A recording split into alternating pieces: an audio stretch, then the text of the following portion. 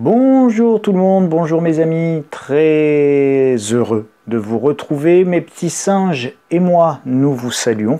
Mes poules ne vous oublient pas. Bienvenue dans ce nouveau JT du Grenier, réalisé sans montage, sans trucage, rien que pour vous. Et donc cette semaine, un sujet très important, nous allons analyser les derniers propos du président de la République concernant la fin de l'abondance.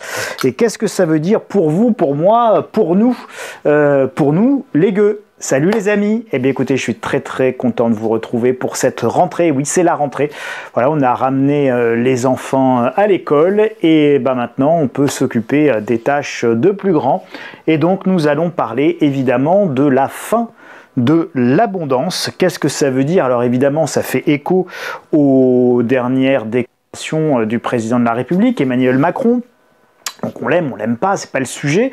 On va pas faire tant de la politique que de l'analyse là pour le coup économique et puis peut-être même de l'analyse énergétique et puis de l'analyse de ressources premières parce que le gouvernement nous prépare les esprits à la fin de l'abondance. Et donc encore une fois, qu'est-ce que ça veut dire pour vous? Qu'est-ce que ça veut dire pour nous? Souvenez-vous, on s'est quitté sur la vidéo du mois de juillet, la dernière vidéo du mois de juillet que j'avais pu réaliser qui était sur le plan d'urgence énergétique. Et bien vous voyez à quel point l'été a mis au centre les sujets climatiques et puis bien évidemment surtout les sujets énergétiques avec ce qui est en train de se passer du côté de la Russie, du côté de l'approvisionnement en gaz et du côté des inquiétudes qui montent et qui n'en finissent pas de monter comme la petite bébête, sauf que là ça fait nettement moins rigoler sur les craintes évidemment de pénurie énergétique cet hiver. Alors, je vous invite à regarder la petite émission d'Arte, Arte 28 minutes désintox, la fin de l'abondance en jet ski.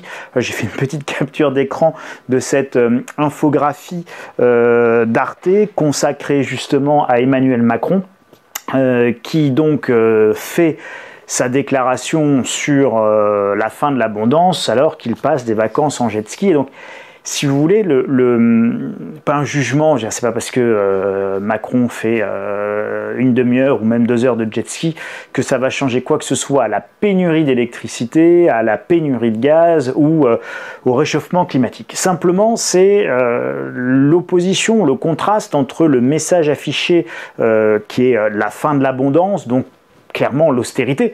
Fin d'abondance égale austérité, égale contrainte, égale moins de tout, égale... Bon, vous voyez, la fin de l'abondance, c'est plutôt tristouille comme programme.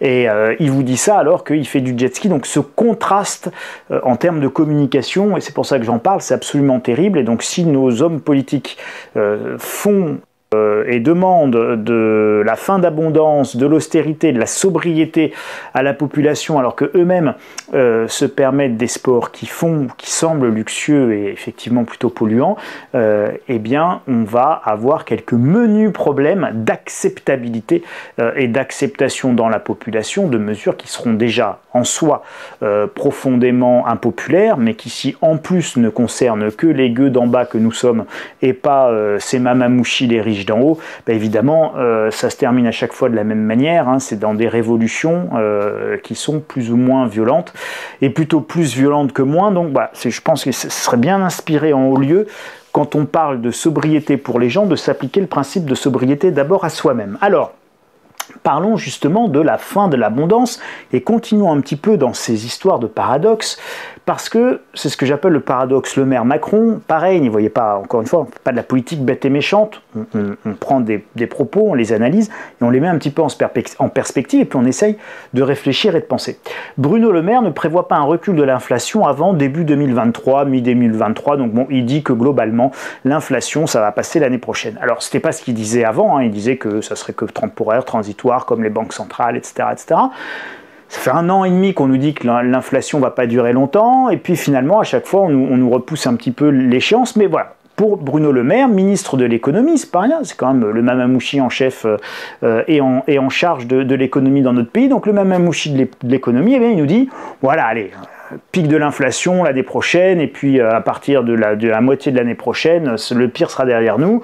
Inflation, Le Figaro, Bruno Le Maire n'anticipe pas de décrue avant peut-être la mi-2023. Bon, vous avez vu qu'il introduit quelques petites quelques petites notions pour dire que peut-être que ça va durer un peu plus longtemps. Il n'est pas très sûr de lui là-dedans. Mais bon, il dit plutôt un message d'optimisme, l'inflation, on va finir par en voir le bout mi-2023.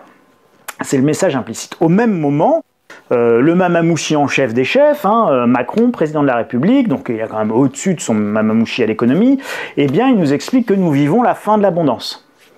Voilà, j'ai des captures d'écran juste pour vous resituer et vous remontrer la déclaration présidentielle. Mais vous avez un paradoxe énorme entre dire que c'est la fin de l'inflation et dire que c'est le début de la fin de l'abondance. Et on va voir économiquement le problème que pose ce paradoxe. C'est le paradoxe de ces deux annonces. Tout ce qui est rare est cher. D'accord ? Tout ce qui est rare est cher. Si c'est la fin de l'abondance, alors ça veut dire que c'est le début de la rareté. Tout ce qui est rare est cher. Si c'est le début de la fin de l'abondance, alors c'est le début de la rareté. Or, ce qui est rare est cher. Si tout devient de plus en plus rare parce que c'est la fin de l'abondance, alors tout va devenir de plus en plus cher. Donc si tout devient de plus en plus cher, ça veut dire que les prix vont continuer à monter, voire même monter de plus en plus et même monter de plus en plus vite, au fur et à mesure que l'abondance diminue de plus en plus. Qui dit diminution de l'abondance dit augmentation de la rareté, et donc tout ce qui est rare est cher. Donc évidemment, si la demande reste constante, eh bien l'ajustement se fait par le prix, et donc on a une inflation qui va continuer à monter, qui sera très durable, qui va même s'installer, s'amplifier, et donc évidemment, quand vous avez Macron qui vous dit c'est la fin de l'abondance et Le Maire qui vous dit l'inflation ça va se calmer l'année prochaine, il y en a un des deux qui se trompe, on va rester pudique, un des deux qui se trompe, on va rester prudent, il y en a un des deux qui se trompe. Et donc, qui c'est qui se trompe? C'est Le Maire ou c'est Macron? A priori, c'est plutôt Bruno Le Maire. Pourquoi? Parce que Bruno Le Maire, je vous le disais là, il faut comprendre les propos de Bruno Le Maire comme des prévisions itératives.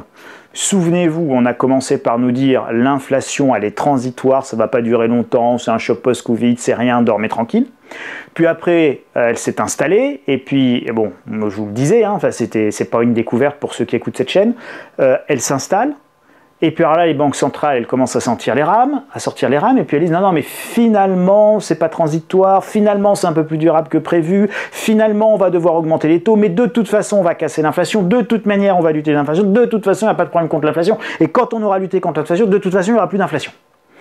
Donc, c'est ça le message. Mais là, Bruno Le Maire, quand il vous dit, et c'est quand même très intéressant de regarder les propos, c'est avant début mi-2023, il ne prévoit pas un recul.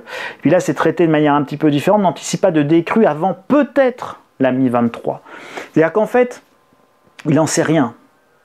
Il veut juste envoyer un message en disant du calme, tout va bien, pas de panique, la hausse des prix, voilà, ça reste modéré, c'est mesuré, tout va bien, on a le bouclier tarifaire, on vous protège, on pense à vous, on vous aime, restez sagement assis chez vous, tranquille, pas bouger, pas gilet jaune.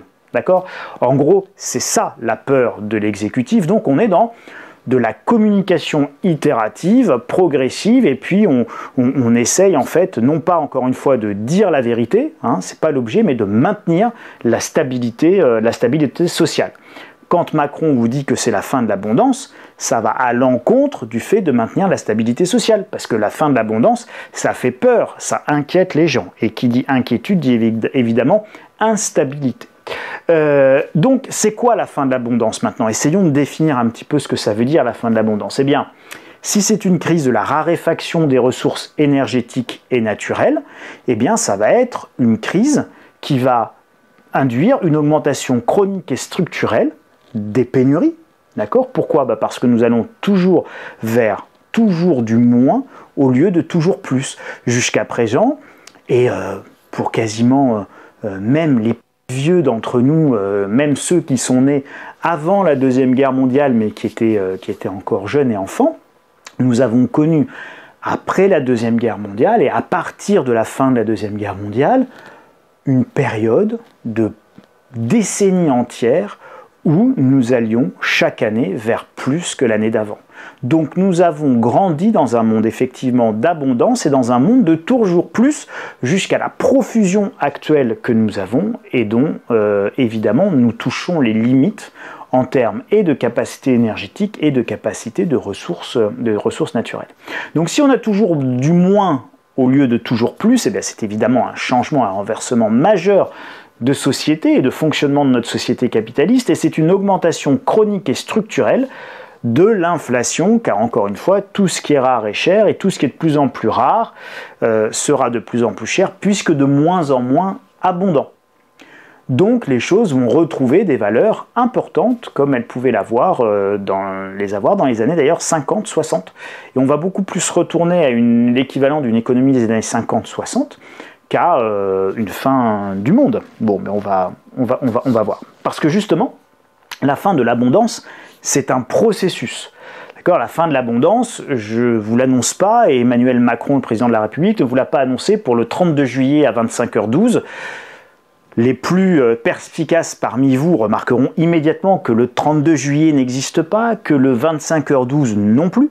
Donc vous comprendrez que c'est donc de l'humour. Et donc cet humour consiste à simplement vouloir vous dire à travers cette expression stupide, et j'aime les expressions stupides, que la fin de l'abondance, c'est pas un claquement de doigts, c'est on est dans l'abondance, on toque, et hop, je suis plus dans l'abondance, je suis dans la rareté. Non, ça marche pas comme ça.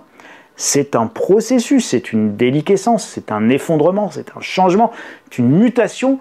Et pour utiliser un mot que vous entendez très souvent, c'est une transition. Et donc, un phénomène transitoire, une transition, ça s'inscrit dans un temps plus ou moins long, mais ça s'inscrit dans un temps. Ça ne s'inscrit pas dans un claquement de doigts, c'est pas du on-off, c'est évidemment quelque chose de durable, c'est plus ou moins temporaire, mais ça s'inscrit dans une certaine durée. Donc la fin de l'abondance, c'est un processus de raréfaction. Et ce processus de raréfaction, eh bien, il est entamé depuis maintenant plus de 2 ans, et depuis plus de 2 ans, vous le visualisez quotidiennement, et vous le visualisez dans votre quotidien. Vous avez de la moutarde, vous n'avez plus de moutarde, vous avez de l'huile, vous n'avez plus d'huile, vous avez de l'huile qui est très chère, vous avez de l'huile qui est hors de prix, puis vous avez de l'essence, puis vous avez moins d'essence, puis vous n'avez plus d'essence, puis l'essence est très chère, puis elle est un peu moins chère, puis il y a une aide, puis elle baisse, puis vous vous ruez à la pompe, puis vous revenez, puis vous... D'accord ? Voilà. Vous voyez, c'est un processus avec, évidemment, des oscillations qui peuvent être extrêmement erratiques d'ailleurs. Hein. Tout d'un coup, il y a de l'essence qui arrive, il y a un gros lot d'essence qui arrive, le prix du lot de l'essence, il baisse un petit peu, et puis après, il n'y en a plus, ça remonte. Hein. Et puis c'est pareil avec la moutarde, c'est pareil avec l'huile. J'ai pris des photos de l'huile de tournesol de marque de distributeur, enfin j'ai sans marque, chez Aldi, qui était au prix de l'huile d'olive, donc on était à 6 € le litre. On est quand même quelque chose de complètement délirant pour de l'huile de tournesol. Donc la raréfaction, c'est quoi ? C'est de moins en moins, de plus en plus cher. Voilà. Hein, donc la fin de l'abondance, c'est la raréfaction, et si on résume la fin de l'abondance et la raréfaction, eh bien ça donne de moins en moins, de plus en plus cher, et donc c'est mon huile de tournesol à 6 € le litre. Et la fin de l'abondance, c'est évidemment plus de pénurie et donc plus de hausse de prix, puisqu'encore une fois, quand il n'y a pas, l'ajustement se fait par le prix, par l'inflation, par ceux qui peuvent payer. Alors regardez d'ailleurs, très intéressant, ça c'est le Finance Market Welt qui dit, alors c'est une traduction Google, mais enfin globalement c'est ça, hein. Les aciéries de Hambourg et de Brême arrêtent leur production. Pourquoi ? Parce que la raison invoquée est que les prix de l'énergie sont trop élevés. Voici la déclaration complète, blablabla. On éteint les aciéries. Alors c'est ennuyeux quand on éteint les aciéries, parce que vous voyez, le problème de l'acier, le problème du recyclage du verre, hein, je vous en avais déjà parlé, hein, vous mettez dans vos grands bacs de verre, là, vous amenez vos bouteilles, puis il y a un gros camion qui arrive, il prend le bac, il vide le truc, ça fait un boucan pas possible, ça fait un barbou du diable, puis ce camion il s'en va directement en Ukraine ou en Biélorussie, dans des pays où l'énergie est censée ne pas coûter trop cher, et puis on refond tout ce verre, et puis on refabrique de nouvelles bouteilles, généralement dans les pays de l'Est. Bon. Tout ça, ce sont des processus qui demandent énormément d'énergie pour des choses qui unitairement ne peuvent pas être vendues cher. Parce que si vous commencez à vendre votre bouteille vide 5 € pièce. Parce que l'énergie coûte très cher et que là, on n'a pas encore rempli, mis l'étiquette et vendu dans le magasin votre bouteille de vin, Coca-Cola, cidre, sirop, jus d'orange, Tropicana ou que sais-je. Bon, bah, votre brique de jus d'orange Tropicana, si déjà c'est 5 € la bouteille en verre, si vous voulez, plus le jus qu'on met dedans, parce qu'il y a de moins en moins d'orange en plus parce qu'il y a la sécheresse, bah, vous allez vous retrouver avec un jus d'orange à 15 €. Voilà. Jus d'orange à 15 €, rigolez pas, vous allez le voir le jus d'orange à 15 € et vous n'allez pas le voir dans 20 ans. Donc pas d'usine égale pas de production. Pas d'usine égale pas de production. Vous avez vu, j'ai réfléchi vite quand même. Et donc s'il n'y a pas de production, il n'y a pas de consommation. Waouh, comment on est fort dans l'enchaînement. Ou si moins de production, eh bien on est dans une raréfaction de la production et donc des produits disponibles, à de la quantité disponible. Et donc, si raréfaction, vous avez des pénuries. Alors des pénuries tournantes, des pénuries complètes, des pénuries partielles, des pénuries plus ou moins partielles, plus ou moins permanentes, plus ou moins momentanées. Bon, puis il y a un magasin qui va être approvisionné, puis pas un autre. Enfin bref, tout ça, vous le vivez déjà en réalité. Si vous pouvez trouver de la moutarde, mais elle coûte très cher. Et puis il y a certains magasins qui sont approvisionnés, puis pas d'autres, etc., etc. Et donc évidemment, si pénurie égale. Alors évidemment, hausse des prix, les usines s'arrêtent car les hausses de prix de l'énergie sont tellement fortes que la production du bidule concerné n'est pas rentable. Et plus vous êtes bas dans la chaîne de production de valeur, plus vous avez des arrêts. Produire de l'acier, ça coûte rien, puisque vous comprenez, l'acier, en fait, après on en fait des voitures, des poutrelles dans le BTP pour construire un immeuble, des maisons, c'est vos armatures, c'est tout ça l'acier. Donc, l'acier, si ça commence à coûter trop cher, bah, vous ne pouvez plus construire, vous pouvez plus construire de voitures, vous ne pouvez plus faire de BTP, vous ne pouvez plus faire une dalle en béton, parce que tous les coûts vont devenir tellement importants que bah, derrière, il n'y a pas la solvabilité, et donc les usines s'arrêtent parce que de toute manière, ça ne sert plus à rien de produire à ce coût-là, il n'y a pas d'acheteur. La production n'est donc plus rentable. Et il s'agit de la production de produits de base. C'est ça qui s'arrête aujourd'hui. Et donc si les produits de base s'arrêtent aujourd'hui, eh bien vous avez évidemment des pénuries enchaînées en cascade demain. Puisque vous aurez plus d'acier, vous aurez plus d'aluminium, tout ça, ça demande beaucoup d'énergie à produire, mais des tout petits prix de vente, ça veut dire que vous aurez plus de bains de plastique pour mettre les bouteilles de coca et de soda, vous aurez plus, bon, vous savez, on peut s'en passer, ça fera du bien à la santé. Vous aurez plus de bouteilles de vin, puis vous aurez plus de bouteilles de jus de fruits, puis toutes les bouteilles en verre, d'eau, de pétillante, tout ce que vous voulez, etc., etc. Ça veut dire quoi? Ça veut dire que on va faire notre transition, on va s'adapter, et plutôt que de casser le verre, de le mettre dans des containers, vous savez, l'industrie du recyclage, eh bien l'industrie du recyclage en fait est une aberration économique et c'est une aberration écologique. Hein. Tout le monde se fait des gorges chaudes du tri des poubelles jaunes et des poubelles vertes, c'est une véritable connerie en réalité, d'accord? Qui dit industrie du recyclage dit industrie de la surconsommation de masse en fait. D'accord? Quand on produit des masses de déchets, eh bien évidemment, on recycle et on a besoin d'une industrie symétrique du recyclage par rapport à notre industrie de la consommation de masse. Et donc justifier ça en disant oh, c'est génial, je sauve la planète en triant mes poubelles. Non, pas du tout. Tu vas sauver la planète en arrêtant de consommer et en disant qu'on veut un système et en se battant collectivement, politiquement, économiquement, pour que nous allions vers un système qui ne soit plus basé sur une consommation de masse nécessitant une masse de production de bidules que l'on doit recycler, jeter, dont on perd une partie, etc., etc., et ça nécessite de réchauffer, de redénergie, etc., vers une économie, bah, on a le concept, hein, beaucoup plus circulaire, beaucoup plus douce, et c'est quoi? Bah, c'est plutôt que le recyclage, eh bien, c'est le fait de ramener sa bouteille, et donc c'est le consignage, hein, si tant est que le mot existe, hein, donc consignage n'existe pas, on va dire c'est la consignation ou les bouteilles consignées, et donc on ramène sa bouteille, on retire l'étiquette éventuellement, on en remet une autre, et puis on la nettoie, on la re-remplit, mais on ne va pas refabriquer du verre, refondre du verre, et là il s'agit juste d'une opération de nettoyage par rapport à une opération de fabrication, vous voyez que ça n'a rien à voir. Et donc, on va devoir s'adapter parce qu'on va avoir des pénuries et donc les industriels, ils vont devoir passer d'une industrie où vous allez mettre votre bouteille usagée, vous la cassez, d'accord, quand vous la mettez dans le bac, elle tombe, elle se casse, donc elle ne sera pas réutilisable et si c'est pas vous qui la cassez, de toute manière, quand on soulève le truc puis qu'on le trouve et puis ça tombe dans la benne, il y a tout qui se brise, donc c'est du verre brisé en réalité, d'accord, donc le verre brisé, on le refait. Donc On est dans l'aberration économique, on est dans l'aberration énergétique, on est dans l'aberration écologique. Et donc non, le tri tel qu'il est fait ne peut pas sauver la planète. Il est une conséquence pudique pour cacher en réalité tout ce que l'on fait mal dans notre système productif et le fait qu'on veut surtout pas que ça change. Mais là, ça va être forcé de changer parce que si on coupe les aciéries, si on coupe les usines, les verreries, si on coupe tout ça, de toute façon on sera obligé de changer par la nécessité qui fera loi. Alors, maintenant, je voulais vous parler quelques instants de qu'est-ce qu'il faut faire à titre personnel pour se préparer à ça. Ça, regardez, cet été, évidemment, je suis allé voir mon papa et ma maman, et donc ça, c'est le fer à repasser Calor de ma maman. Alors, je ne vous dis pas, ce fer à repasser, il est plus vieux que moi, il marche toujours, et quand je repasse mon polo ou ma chemise chez ma maman, eh bien, nous sortons le fer à repasser Calor qui doit avoir 50 ans, voire même peut-être 60 ans. Donc, évidemment, pourquoi je vous parle de ça? Parce que c'est acheter durable, d'accord? La véritable écologie, c'est pas une fin d'abondance qu'on doit vivre de manière extrêmement négative. Je veux dire, franchement, il n'y a rien de négatif à repasser son linge avec ce fer à repasser. Il marche extrêmement bien. Alors, il ne fait pas du tout de vapeur, mais je vous assure qu'il marche très très bien. Le truc là, ça glisse impeccablement sur le linge. J'ai pas de souci.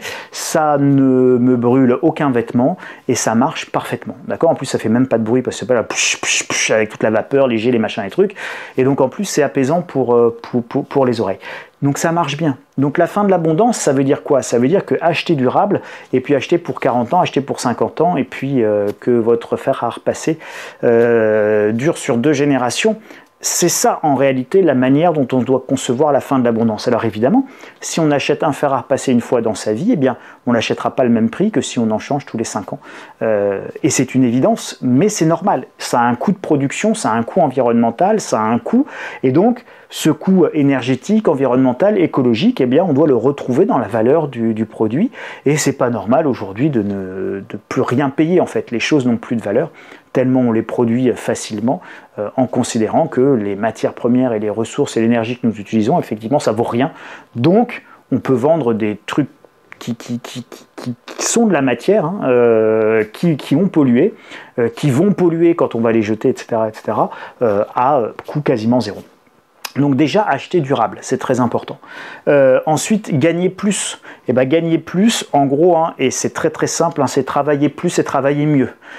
Travailler plus, c'est qu'à un moment donné, il faut travailler beaucoup, notamment si vous voulez pouvoir travailler mieux. Et travailler mieux, ça veut dire quoi? Ça veut dire augmenter votre taux horaire.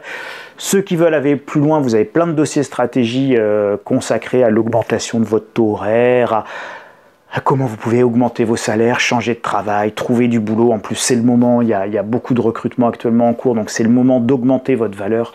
Vous avez plein de possibilités pour vous former, de formation, donc c'est le moment d'augmenter votre valeur à travers les formations. Donc vraiment, gagner plus, c'est votre première stratégie, et c'est la première stratégie offensive face à l'inflation. D'accord? Je vous avais fait une vidéo où je vous avais montré que vous pouviez toujours économiser. C'est très bien d'économiser, mais si vous avez 1000 € par mois de revenus disponibles, quand bien même vous économisez 10%, vous économiserez que 100 €. Et c'est beaucoup de réussir à économiser 100% ou à 100 € ou à réduire vos dépenses de 10% dans le mois. C'est considérable, ça va vous demander des efforts importants. Et pourtant, ça ne fera que 100 € d'écart et de différence sur un mois, si tant est que vous arriviez.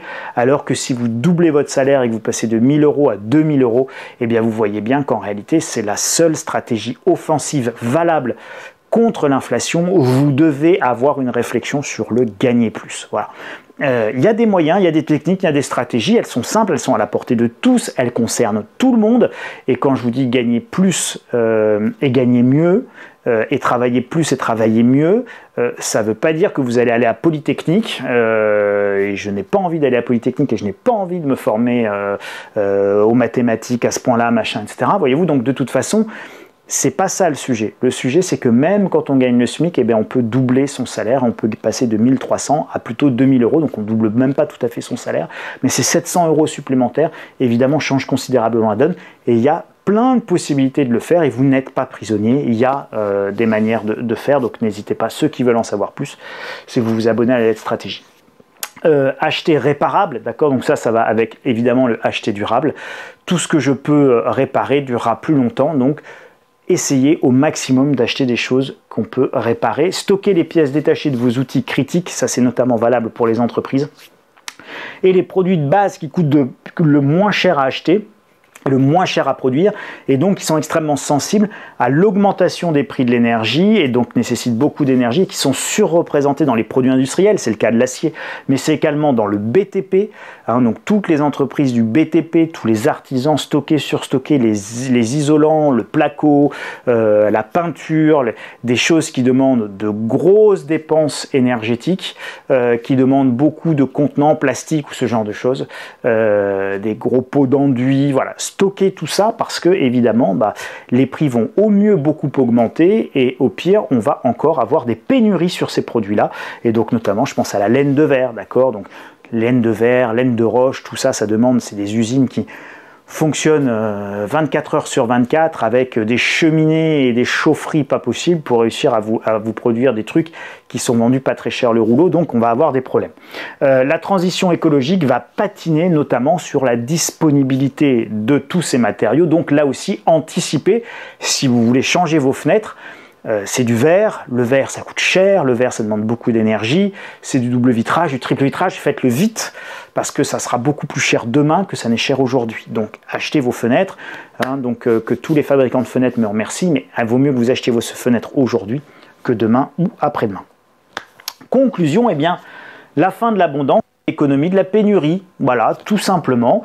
Nous manquons d'énergie, l'économie, encore une fois, et je me répète et je le redis, c'est de l'énergie transformée en production, en fabrication, en transport ou en service, puisque même ce service qui consiste à écouter une vidéo sur YouTube, c'est un service qui passe à travers cet écran qui est allumé, qui consomme de l'énergie, un téléphone qui me sert à filmer, qui consomme de l'énergie, et vous-même, vous regardez ça sur un écran, que ce soit un smartphone ou votre ordinateur ou votre tablette, peu importe, vous consommez également de l'énergie, puis vous consommez de la matière à travers l'appareil que vous utilisez.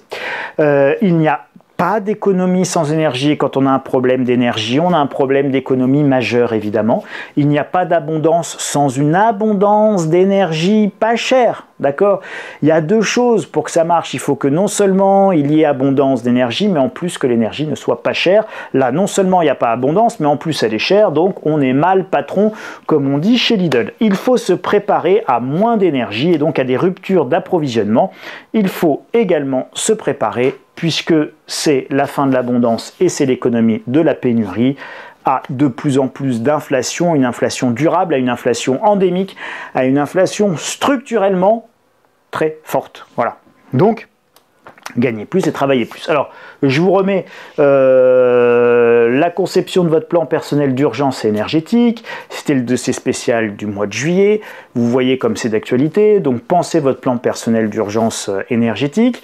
Le prochain, ça sera peut-être un plan personnel d'urgence pour favoriser votre abondance à vous, d'accord? Et c'est là-dessus que j'ai envie de conclure, c'est que la fin de l'abondance, et quand Macron arrive et vous dit c'est la fin de l'abondance, moi j'ai envie de vous dire n'ayez pas peur de cette annonce. D'abord je pense qu'elle est profondément fausse, parce que je pense qu'il y a beaucoup plus d'abondance que ce qu'on peut croire. Simplement qu'il va nous falloir choisir ce que l'on fait croître et décroître. D'accord? Et donc moi j'ai envie de vous dire qu'il faut faire croître encore une fois l'abondance d'amour, l'abondance d'être avec les autres et d'être avec les siens, l'abondance de la connaissance, l'abondance du savoir, l'abondance de l'intelligence, l'abondance de la formation, puisqu'on dit toujours qu'il faut laisser une planète en bon état à nos enfants, mais je vous rappelle, ce à quoi je crois beaucoup, c'est la deuxième partie de l'équation, c'est qu'il faut laisser aussi des enfants en bon état à notre planète pour qu'ils puissent prendre justement les bonnes décisions, et ça passe à travers le fait de faire croître les connaissances, la formation, notre ambition intellectuelle pour tous nos enfants. Voilà, donc ça c'est une ambition très très forte, une croissance et une abondance qu'on doit avoir envie d'aller chercher. Et puis ma foi, si nous devons garder notre fer à repasser pendant 20 ans, eh bien c'est pas un manque d'abondance dont je vais beaucoup souffrir. Et donc cette abondance-là, il ne faut pas cette fin d'abondance-là.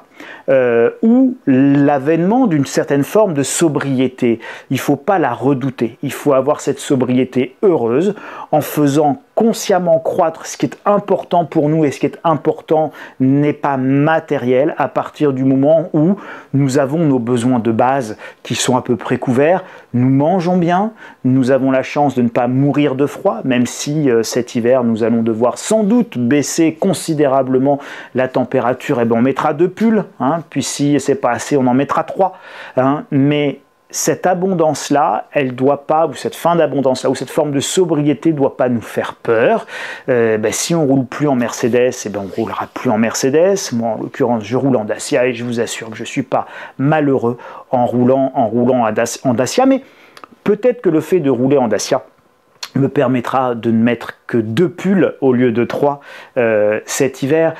On peut décider de faire croître non plus l'immobilier urbain en ville où on est très dépendant, mais plutôt de faire croître l'immobilier dans les zones plus rurales, plus périurbaines, où on peut avoir un habitat plus agréable, avec plus de place, où on va être moins concentré, où les gens vont pouvoir avoir plus d'autonomie, ils vont pouvoir avoir leur potager, ils vont pouvoir avoir leur poêle à bois, et puis se chauffer vraiment un petit peu mieux quand il fait froid, etc., etc. Donc, on peut et on doit choisir collectivement de faire croître certaines choses, d'en faire décroître d'autres, et ça doit être une véritable stratégie pour avoir non pas la fin de l'abondance malheureuse, mais justement cette sobriété matérielle heureuse, s'interdire un certain nombre de choses qui relèvent plus du gâchis que du confort ou du bonheur. Et puis, écoutez, pour tous ceux qui peuvent, on va supprimer un peu de superflu, c'est pas bien dramatique. Et puis, collectivement, il faudra aussi décider de comment on peut aider ceux qui n'ont plus de superflu à supprimer, il y en a beaucoup. Et donc, c'est tout ça qu'il faut faire ensemble. Donc, qu'est-ce que je fais croître? Qu'est-ce que je fais décroître? Comment je conçois ma transition, y compris en termes démocratiques, comment je répartis les ressources, et puis qui c'est que j'aide, de quelle manière j'aide, avec quel type d'aide, l'aide devant être efficace, évidemment, devant avoir une efficience, et puis devant permettre aussi aux gens de devenir autonomes, et tout ça, ça se prépare, ça se conçoit, et il est regrettable qu'effectivement, il n'y ait pas de débat. Il n'y ait pas de débat là-dessus, sur ce qu'on fait croître, décroître. Ça veut dire quoi la transition? Donc on arrive, on vous dit le CO2, les voitures électriques, etc. Et tout ça, le tri, machin, et tout ça en fait, c'est le degré zéro de l'écologie, c'est le degré zéro de la transition écologique, c'est le degré zéro de la lutte climatique. Et donc on est à peu près en train de tout rater parce qu'on ne pose pas les bonnes questions, qu'on n'apporte absolument aucune bonne solution et qu'on est complètement à côté de la plaque. Donc c'est vrai que c'est assez révoltant de voir à quel point la société est bloquée dans des raisonnements complètement délirants, y compris sur l'immobilier, où on veut densifier des zones qui sont déjà très très denses, alors en coulant du béton, ce qui est l'une des activités les plus polluantes en termes de CO2, de faire du ciment dans le monde, et en termes d'énergie, c'est une gabegie. Et donc, plutôt que de continuer à densifier, et vient l'idée à perte de personnes, de réoccuper le territoire comme nous l'occupions avant, de remettre des circuits courts comme nous les avions avant, puisque à l'époque des calèches, donc avant la révolution industrielle et surtout avant on va dire l'arrivée du moteur à explosion et donc des camions, des chaînes logistiques, etc. Donc, on va dire avant la Deuxième Guerre mondiale ou après la Deuxième Guerre mondiale, c'est là la vraie césure. Avant la Deuxième Guerre mondiale, on reste encore largement hippomobile plus que moteur à combustion. Et donc, on se retrouvera dans une situation un peu similaire à celle qui prévalait avant la Deuxième Guerre mondiale. Et donc, avant la Deuxième Guerre mondiale, on était essentiellement un pays rural avec tous les circuits courts. Et les circuits courts, c'était notre organisation héritée de Napoléon avec le hameau, le village, le bourg, le gros bourg, la petite ville, la grande ville, la sous-préfecture, la préfecture, et puis tout ça c'était une journée de cheval.